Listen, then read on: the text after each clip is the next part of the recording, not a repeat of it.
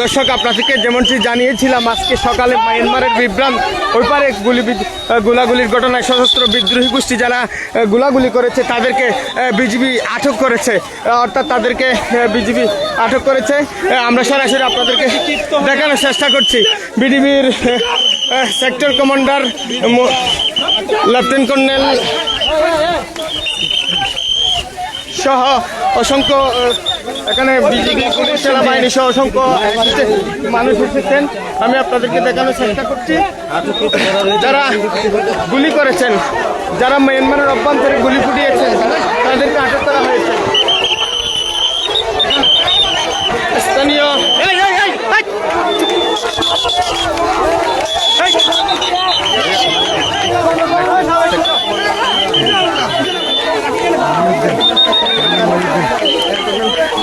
এখানে আমরা Ramu sector commander colonel Mohiuddin আহমেদকে দেখতে পাচ্ছি। ওনার নেতৃত্বে কিন্তু আটক করেছেন যারা মায়ানমারের বিদ্রোহী গোষ্ঠীরা গুলি করে দেশে মানুষকে আহত করেছেন। তো আমরা আপনাদেরকে সরাসরি দেখানোর জন্য চেষ্টা করছি। প্রায় আটক করেছেন। তো আমরা যদি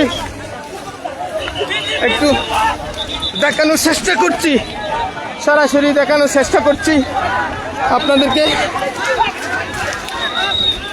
সরাসরি দেখানোর চেষ্টা করছি। বিজিবি আটক করে নিয়ে যাচ্ছে, পুলিশ রয়েছে, সাথে সাথে পুলিশও রয়েছে।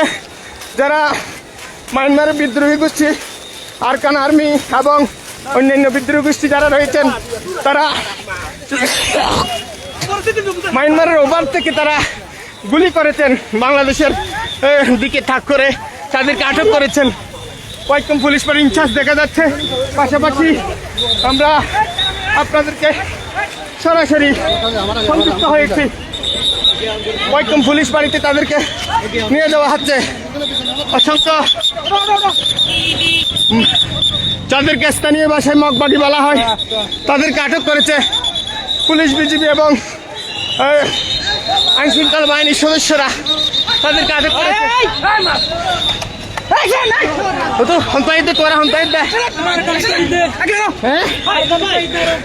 আরকান কি আরে গুলাগুলি কে নিয়ে মগবাগি হজম মজ্জা মগবাগি মেরে মারামারি মগবাগি হজম মজ্জা মজ্জা তারা 20-15 জন কো মজ্জা মারা গিয়ে কোন কি নাম নাম হইলো শহীদুল আমিন সংকম্ব তো আয় বালাহালি ক্যান্টিন এই তোরা এখানে মগবাগি হজম মজ্জা 17 ওরে গুলাগুলি তাদেরকে বলা হয়েছে।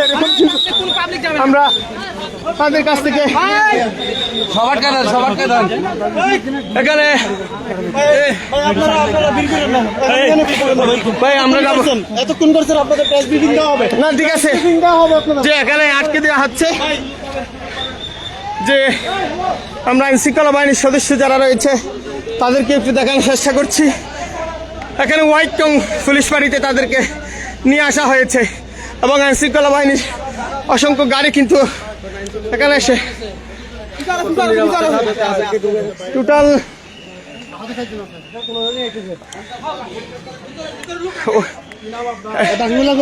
কমান্ডার একজন কমান্ডার আমরা দেখতে পাচ্ছি। পাশাপাশি গুলিবিদ্ধ যারা রয়েছেন তাদেরকেও উদ্ধার করেছে। এখানে বাংলাদেশের বাহিনীগুলা আজকে বীরত্বের ইতিহাস করেছে, কারণ তারা মায়ানমারের অভ্যন্তর থেকেও আমাদের দেশকে অশান্ত করার জন্য চেষ্টা করছিল, কিন্তু বিজিবি পুলিশ তাদের সম্মিলিত প্রচেষ্টায় তারা আটক হলেন। আপনাদেরকে দেখানোর চেষ্টা করছি। একজন গুলিবিদ্ধ, 2 জন রয়েছে। আর্মি কই আর্মি সামনে তো ক্লিয়ার করো, সামনে পুরো লোক ক্লিয়ার করো। আসলে কয়জনকে আটক করা হয়েছে, কয়জন আহত হয়েছেন এবং গুলিবিদ্ধ কয়জন হয়েছেন, কয়জন নিহত হয়েছেন সেগুলো তারা আমাদেরকে সংবাদ সম্মেলনের মাধ্যমে জানাবে বলেছেন। তো আমরা আপনাদেরকে দেখাবো এবং জানাবো। তবে এখানে ঘটনাস্থলে সেই একদম মায়ানমারের সীমান্ত গেসা এলাকা, যে হোয়াইট টং তেসি ব্রিজ থেকে যে গিয়ে তারা এখানে যারা বিদ্রোহ করার মায়ানমারের ওপারে যারা বিদ্রোহ করে গুলি ফুটিয়েছেন, বাংলাদেশের এদিকে তাদের ছোড়া গুলি এসেছে, যার কারণে বাংলাদেশের একজন স্কুল ছাত্রী মারা গেছেন। সেই জন্য উনি পরিবার মারা গেছেন বলছেন, কিন্তু ডাক্তার বলছে যে মুমূর্ষ অবস্থায় রয়েছে। সেটি আমরা জেনেছি পরিবারের সূত্রে, এবং তার দাদা আমাদেরকে যতটুকু জানিয়েছেন তাকে কক্সবাজার থেকে চট্টগ্রামে মুমূর্ষ অবস্থায় রেফার করা হয়েছে, এরকম কিন্তু তারা আমাদেরকে জানিয়েছেন।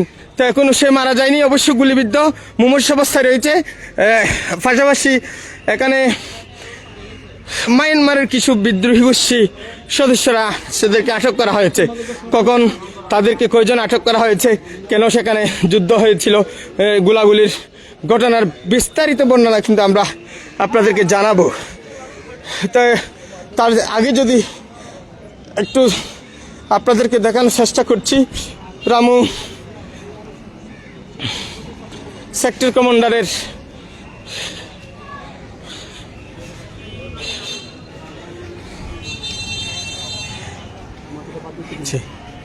দেখছেন আপনারা ইতিমধ্যে লেফটেন্যান্ট কর্নেল মহিউদ্দিন খান আহমদের নেতৃত্বে কিন্তু তাদেরকে আটক করা হয়েছে, যারা সীমান্তের মধ্যে থেকে বাংলাদেশের অস্থিতিশীলতা করার জন্য চেষ্টা করেছিলেন। তো সকালে তিনি এসে সশরীরে গিয়ে তাদেরকে আটক করেন। সমস্যার কারণে দুঃখ প্রকাশ করছি। আসলে তাদের সেই স্থানীয় যারা রয়েছেন তাদের বারবার একটি অভিযোগ, সেটা হচ্ছে যখন নাপ নদীর পাড়ে নামেন মাছ শিকারের জন্য, তখন মায়ানমারের বিদ্রোহী গোষ্ঠীর সদস্য যারা রয়েছেন তারা তাদেরকে আটক করে নিয়ে যান, অপহরণ করে নিয়ে যান, এবং পরবর্তীতে মুক্তিপণ দিলেই ছাড় দেন, না হয় তাদেরকে মেরে ফেলেন, এরকম একটি আমাদেরকে স্থানীয় দাবি করেছেন। কিন্তু আজকে বিজিবি সরাসরি গিয়ে তাদেরকে, যারা সীমান্তে অস্থিতিশীল পরিবেশ তৈরি করছিল, তাদেরকে আটক করেছে। কতজন আটক করেছেন, কতজন গুলিবিদ্ধ হয়েছেন এবং কতজনকে সেখানে নিহত হয়েছেন, সেগুলো বিস্তারিত তারা সংবাদ সম্মেলনের মাধ্যমে জানাবেন বলছেন। তো আমি ওয়াইকম পুলিশ পার্টিতে রয়েছি, পাশাপাশি আপনাদেরকে একটু দেখানোর জন্য চেষ্টা করছি।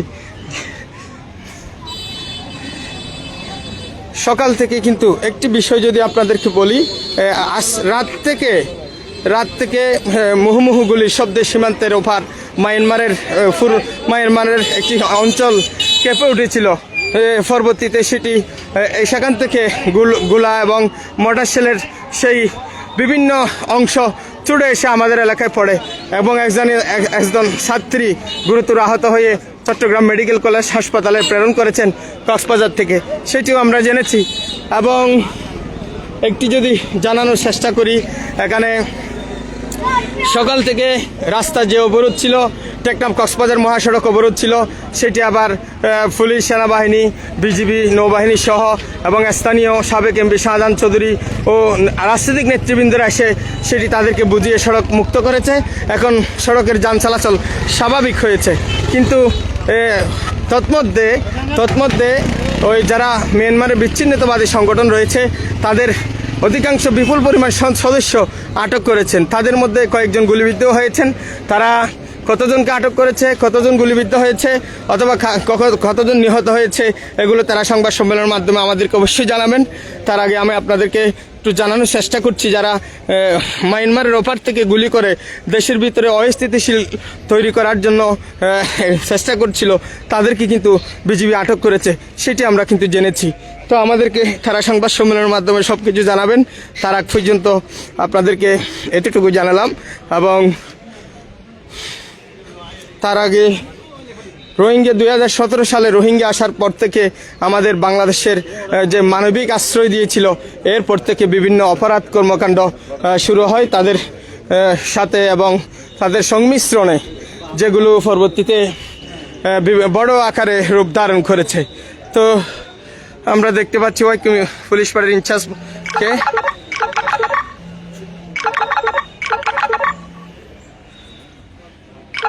যে ছিল